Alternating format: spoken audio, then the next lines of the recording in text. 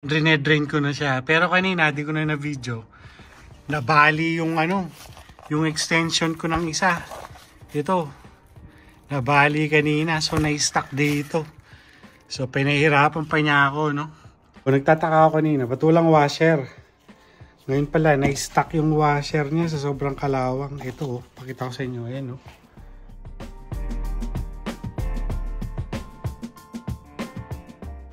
So, nagme-maintenance tayo. Nag-oil change. Tapos, rear differential fluid. Kaya lang, medyo nagka-problema ako.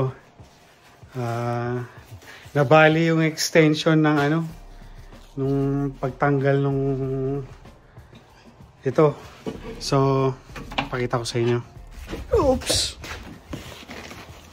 Bali ito yung screw niya sa likod. Yung rear differential, yung nasa likod yun eh. Ito yun eh. Bali ayan, drain ko na siya. Pero kanina, di ko na na-video. Nabali yung yung extension ko ng isa. Ito. Nabali kanina, so na-stuck dito. So pinahirapan pa niya ako, no? Talagang tinanggal ko yung naiwan dito. Drenil ko na lang. So, ang hirap. Dahil nakadapa lang ako. Ayan, hinihintay ko lang ma-drain. Hinihintay lang natin ma-drain. Tapos to, linilinis ko kasi sobrang kalawang na eh. Kaya na-stuck na yung na-stuck na yung pangtanggal. Ayan, linilinis ko lang siya. Pinabrush ko. Tapos pakita ko sa inyo itong plug niya ng isa. Ayan o, napakarami o. Ayan. Kaya kung di pa kayo naglilinis nagde-drain ng rear differential, ito yung nangyayari. Sobrang itim. Parang nagano na siya. Parang putik. So, lilinisin ko rin. Tsaka to, ayan o. Ganyan to kanina. Yung isa. Dalawa kasi plug niyan eh. Sobrang kalawang. So, try ko munang linisin, i-brush.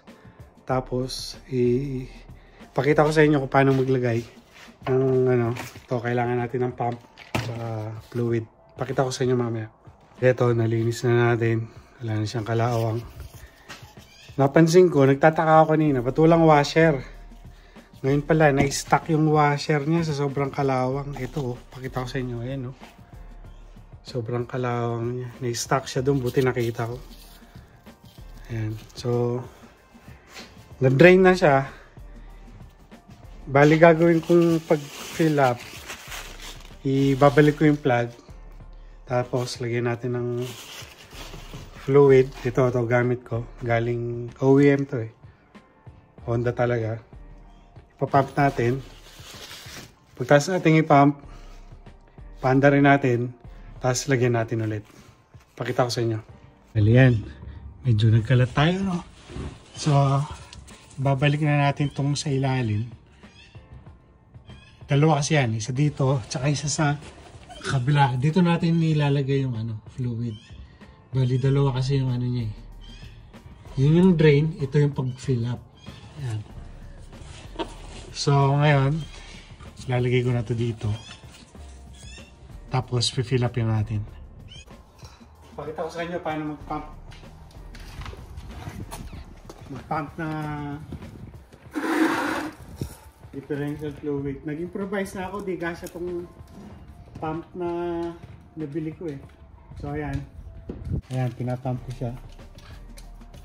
Hindi kasi kasya to, malaki itong nabili kong pang pump. Kaya linagay ko na dito sa may natin. Ayan. Hindi pa siya puno. Nasa 1.2 liters yata, 1.3. So to almost 1. Oops. Ano pala na.